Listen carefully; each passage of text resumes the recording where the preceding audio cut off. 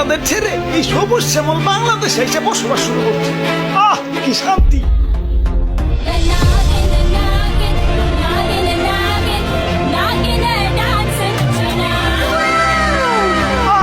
তোমার নাচে সন্তুষ্ট হইয়া তোমারে আমার 101তম বিবি বানাইলাম। যাও, বাসর ঘরে অপেক্ষা করো, তুমি বংশ বিস্তার করো। হুজুর, বাংলাদেশে আইসা তো সেলিব্রিটি হয়ে গেলাম। আমগো কাছে তো কাঁচা বাদাম হিরানো তেল এটি ঢুকলেই খালি আমগো ছবি। ও কি, তাইলে তো আমার একটা ইউটিউব চ্যানেল খোলা দরকার। কি রে, রাত সবাই তো ফাঁকা ফাঁকা লাগতেছে কে?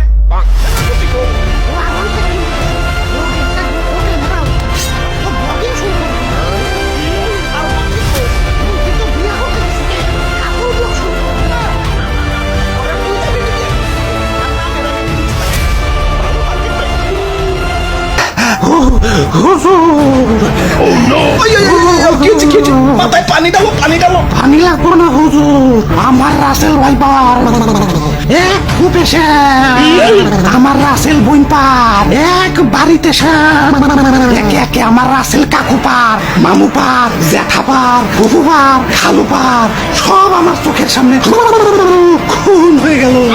কোনো মতে জান্ডা নিয়ে পলে আইসি, লেজের মধ্যে এরা বাড়িও খাইছি। দেখেন না লেজটা হুইল্লা গেছে। এত বড় আস্পর্ধা, আমার রাসেল ভাইপারদের হত্যা করে ওরে আমি শুলে চড়াবো।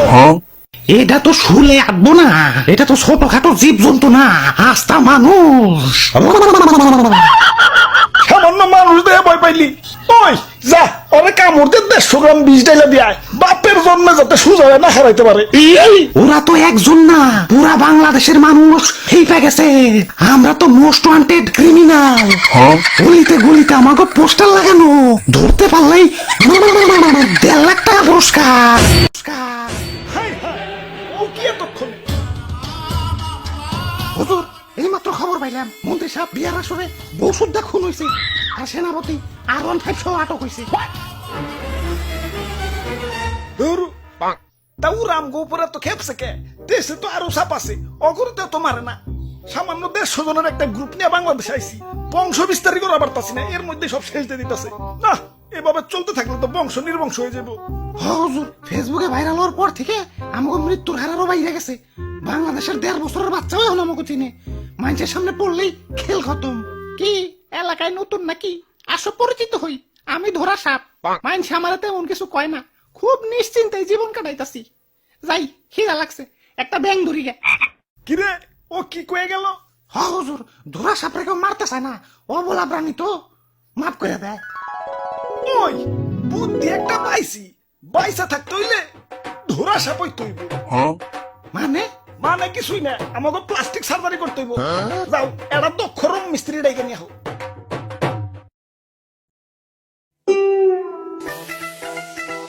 ভাই রে ভাই, R15 এত টিয়া কই পেলেন? এটা কি? পুরস্কার পুরস্কার পুরস্কার, রাসেলস ভাইপার ধরিয়ে দিতে পারলেই 1.5 লক্ষ টাকা পুরস্কার। আপনারা রাসেলস ভাইপার ধরছেন নাকি? এত বড় সাহস আপনার? আব্বে হালায়, বুদ্ধি থাকলে সাহস লাগে না। এই যে দেখো এগুলা কি? জঙ্গলে যাই এটা ধরা সাপ ধরে লই, রং সং করে রাসেলস ভাইপার বানিয়ে দিই। বাস, ডুপ্লিকেট রাসেলস ভাইপার জমা দিয়ে কসকসা পুরস্কার নিয়ে আহি। সিম্পল। বাহ বাহ বাহ, সাবাস সাবাস। ভাই ভাই ভাই, আমার একটা আইফোন কিনতে হইব ভাই, চলেন না ভাই, আর একটা ধরা সাপ ধরে নিয়ে আহি। এমন ভাবে রিকোয়েস্ট করতেছো, মনে হইতাছে রাসেলস ভাইপার ধরবার কইতাছো। ধরা সাপই তো, লেটস গো।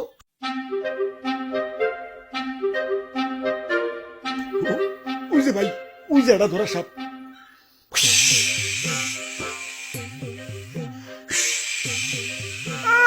সাল নাই কুত্তার বাগানাম হয়েছে ধরা সাপ, আবার ফস ফস করে। চুপ ভাই, কেমন না দিল আমার বাড়িতে ভাই, ছোট ছোট দুটা বাচ্চা ভাই। আরে ধরা সাপের কামড়ে কিছু হয় না। হাসানি? হ হাসা। তাহলে ভাই আপনি একটা কামড় খান। এই যে নাও, খাইলাম। ঠিক আছে ভাই, এবার রং করেন। হ, আগে ভালো করে মুছ ছলো, ময়লা টয়লা থাকতে পারে, ভালো করে ঘষো। বিসমিল্লাহ। ময়লা টয়লা থাকতে পারে, ভালো করে ঘষো। বিসমিল্লাহ। আরে ভাই, ভিতরে দিয়ে অন্য কালার।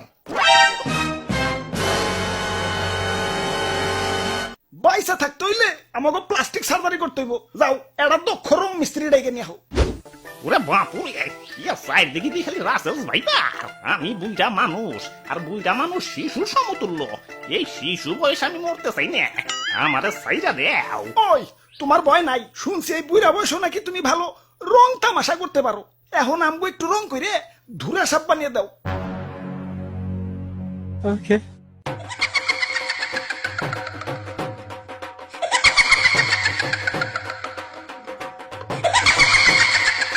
তে কাম হইছে, এটা তো ধুরা সাপ না, কে রাজানি রং করে ধুরা সাপ বানিয়ে দিছে।